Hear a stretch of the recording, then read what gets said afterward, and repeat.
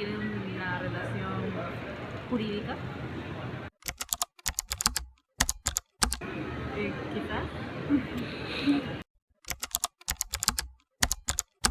La diferencia crucial es que la ley es emitida por el Poder Legislativo.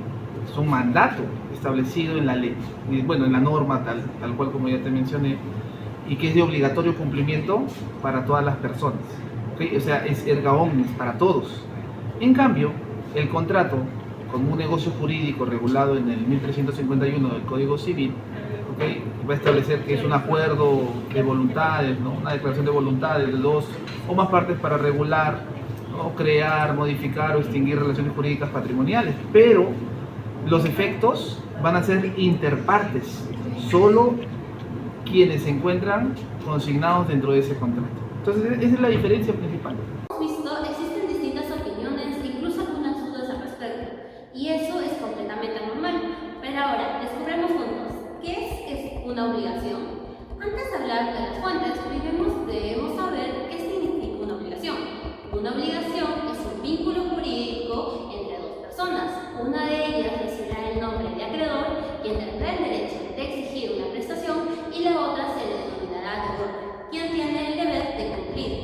Esa prestación consiste en dar, hacer o no hacer. Pero surge una pregunta importante: ¿cómo nace esa obligación? La respuesta está en las fuentes de las obligaciones. ¿Qué son las fuentes de las obligaciones? Las fuentes de las obligaciones son hechos o actos jurídicos que darán origen a una obligación entre dos o más personas. En otras palabras, explican por qué una persona adquiere el deber jurídico de cumplir una prestación frente a otra. Tradicionalmente, las principales fuentes de las obligaciones son 5: la ley, el contrato, el cuasicontrato, el delito y el cuasidelito. Veamos ahora cada una de ellas. La ley es la fuente de las obligaciones cuando una norma jurídica impone directamente un deber a una persona sin que exista un acuerdo entre las partes. Para una mejor explicación, esto significa que la obligación nace porque así lo establece el ordenamiento jurídico. Por ejemplo, los padres tienen la obligación de brindar alimentos a sus hijos menores de edad. También tenemos la obligación de pagar impuestos cuando la ley lo impone. En ambos casos, nadie firmó un contrato, simplemente la ley creó una obligación.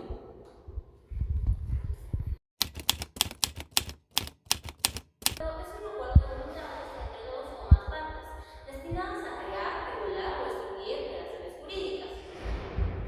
Es la fuente más común de las obligaciones, porque ambas partes aceptan libremente asumir derechos y obligaciones. Por ejemplo, en una compra-venta, el vendedor debe entregar el producto y el comprador debe pagar el precio pactado. Ambas obligaciones nacen del contrato. El cuasicontrato es un hecho voluntario e ilícito que genera obligaciones, aunque no exista un contrato entre las partes. La ley crea estas obligaciones para evitar que una persona se beneficie injustamente a costa de otra.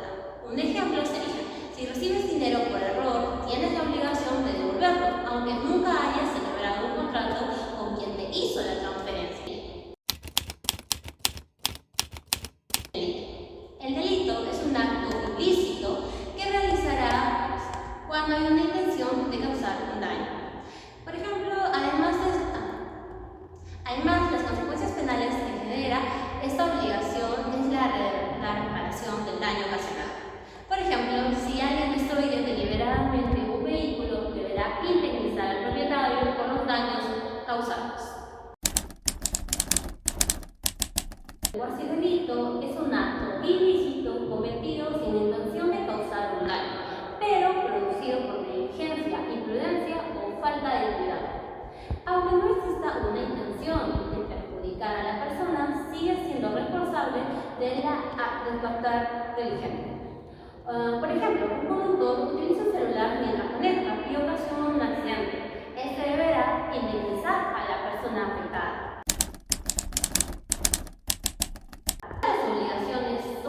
Realmente importantes porque permiten determinar cuándo nace el deber jurídico y quién debe responder frente a la otra persona.